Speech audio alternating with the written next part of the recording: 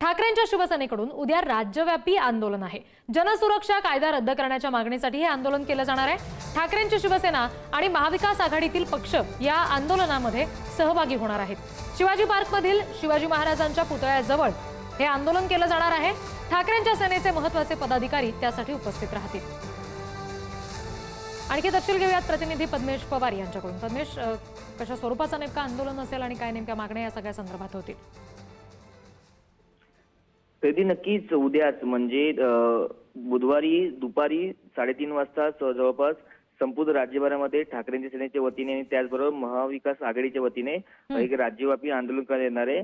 यामध्ये जर आपण पाहिलं तर जनसुरक्षा जो कायदा या अधिवेशनामध्ये मांडला होता तो रद्द करा या मागणीसाठी आणि विविध मागण्यांसाठी सरकारला धारेवरती धरण्यासाठी जे महाविकास आघाडीने प्रामुख्याने ठाकरेंची सेना आता मैदानात उतरली आहे। मागच्या वेळी पण ठाकरेंच्या सेनेकडून आंदोलन झालं होतं, शिवाजी पार्काच्या इथे आंदोलन झालं होतं, स्वतः उद्धव ठाकरे त्या आंदोलनात आले होते आणि आता उद्या देखील एक राज्यव्यापी आंदोलन संपूर्ण जिल्ह्यातील जे महत्त्वाचे जे ठिकाणे तिथे हे आंदोलन होणार आहे। मुंबईमध्ये जर आपण पाहायला गेलं तर मुंबईतील जे शिवाजी पार्क आहे, छत्रपती शिवाजी पार्क आहे, तिथे शिवाजी महाराजांचा जो पुतळा आहे तिथे हे आंदोलन होणार आहे आणि ठाकरे सेनेचे मुंबईतले जे महत्त्वाचे जे पदाधिकारी आहेत त्याचबरोबर आदित्य ठाकरे देखील या आंदोलनात येणार असल्याची आपल्याला माहिती मिळते। आणि ठाकरे सेनेच्या वतीने असं सांगण्यात आलंय की संपूर्ण जे जिल्हाधिकारी कार्यालय असतील किंवा महत्त्वाचे ठिकाणं असतील त्या ठिकाणी उद्या दुपारी हे आंदोलन घ्या असं पदाधिकाऱ्यांना देखील त्यांनी सांगण्यात आलंय। जी, धन्यवाद पद्मेश सगळ्या माहितीसाठी।